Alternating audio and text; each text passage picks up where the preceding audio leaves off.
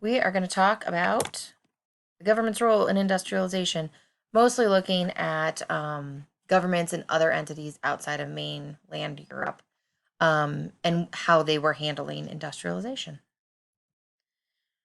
So, all of this new industrialized production leads to other places having to react to it. It's going to start to spread to other parts of Europe and the United States, Russia, Japan, but all of this is handled kind of differently. We'll look at Russia today, we'll look at Japan, but also China and the Ottoman Empire. So, we also are going to look at places that kind of like push back and don't necessarily want this to occur. So, we're going to explain the causes and effects of economic strategies of different states and empires to deal with all of these new issues or stumbling blocks when it comes to industrialization. So, we're going to skip through those. We're going to skip to China here. We don't talk about China in depth. I mean, these are about as detailed as I want to get because all of the stuff that's happening in China in that they kind of like mention in the book, it gets focused on way more in unit 6. So you just kind of have to know like baseline stuff here as far as China didn't want to industrialize until they got into a little bit of trouble and they got nervous and then they kind of changed stuff around, but it wasn't very effective. So, um one of the things we'll mention here, but we talk about way more in the next series of slides here. Let me move this over. Is the Opium War. So there's the first and the second Opium War.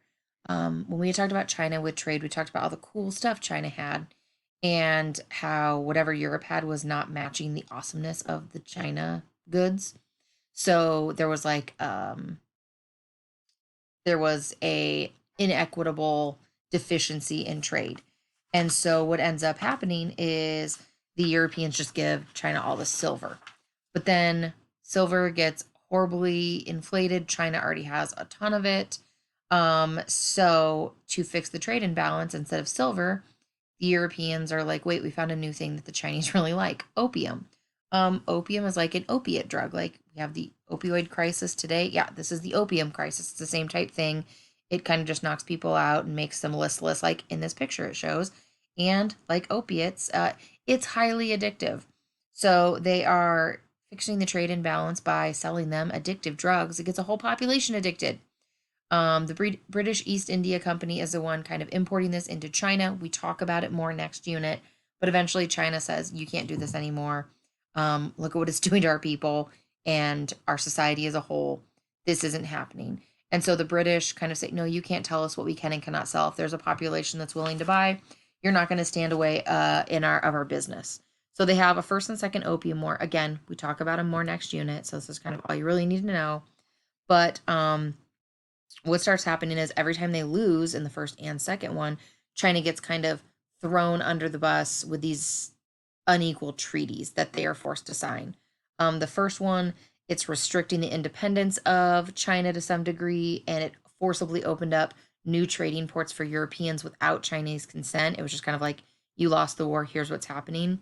And then after the second war, they started kind of like opening up territory to more European nations, including giving Hong Kong to the British, allowing people to move and hang out in China, which remember, China was closed doors. Europeans were not allowed in. They didn't want anything being ruined about their culture and their people. At this stage of the doors kind of just been kicked down by the Europeans. And they even go far as like allowing travelers in for vacation or just to check things out. And they even decide like that the Chinese can't use the word barbarian when talking about the Europeans or specifically the British anymore. So it gets kind of petty, but um, either way, China is starting to have its doors forcibly knocked down by the Western world, and they're forcibly telling them, you can't ignore us anymore. You can't shut us out. This inward turn, it's going to stop. So China has a lot of other things go on throughout its history in between these periods. And one of them is the Taiping Rebellion. This is actually a Christian movement, which is strikingly different since we know like there's a lot of Buddhism and Hinduism and Confucianism and Taoism hanging out in China, but there's also a movement of Christians. Um, they are a poverty-based rebellion. They're peasants, and This is specifically a Christian millenary movement. So Christian, just they become militant. And when they are causing all this trouble, which again, we talk about more later, it is this guy leading it, Hong Shou Chuan, and he says that he is the younger brother of Jesus Christ, who is the iconic figure in Christianity. And he claims this like lineage and direct descendancy from him, a relation, and it gets a lot of people bought into it. Again, Unit 6. Wait for the story of this guy who says he's Jesus Christ's brother. Super interesting.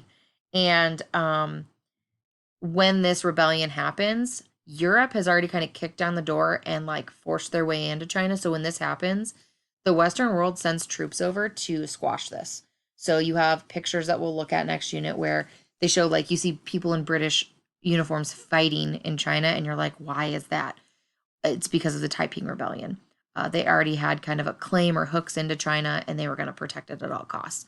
In the end, you have about 20 to 30 million that are killed during this rebellion.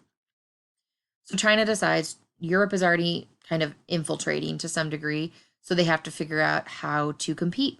Right now, they are not keeping up with what the rest of the world is doing to some degree. So they have this self-strengthening movement. And the whole idea is reinvigorate traditional China while borrowing cautiously from the West.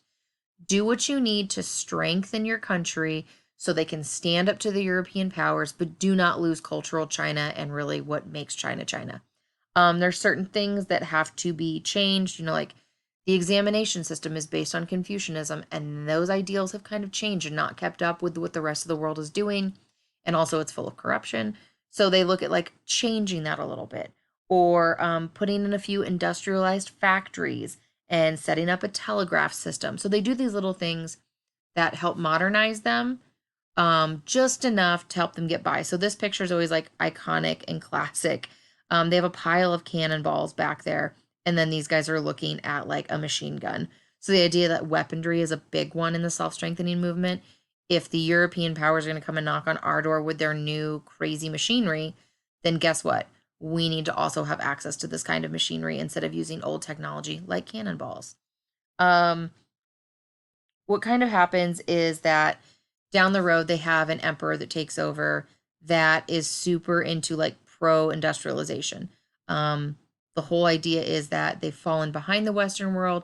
So they just need to change. They need to like have like not a reset button, but like a little bit go and change up a lot of ways that China has been doing business for so long and catch up to the modern world.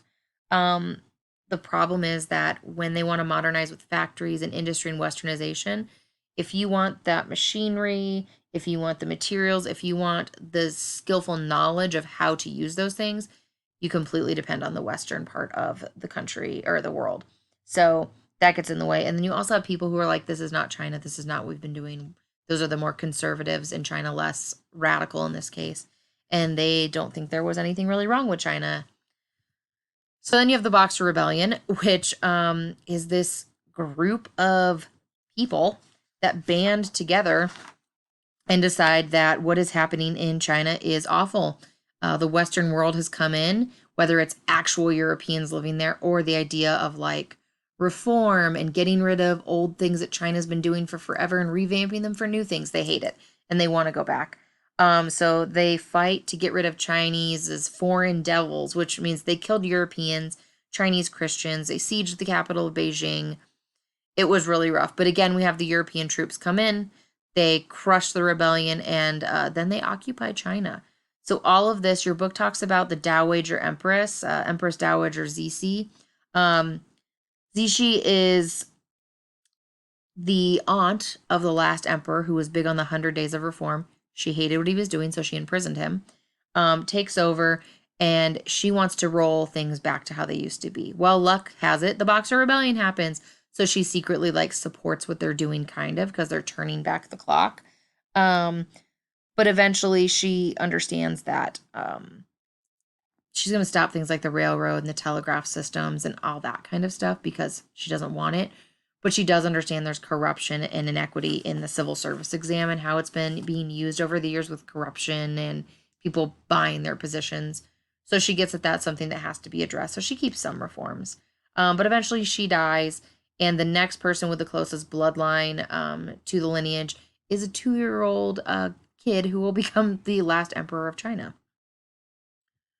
So I'm going to pause there so we can just do this in pieces in case you need to break it down. But this is China during this period when the world is changing due to industrialization.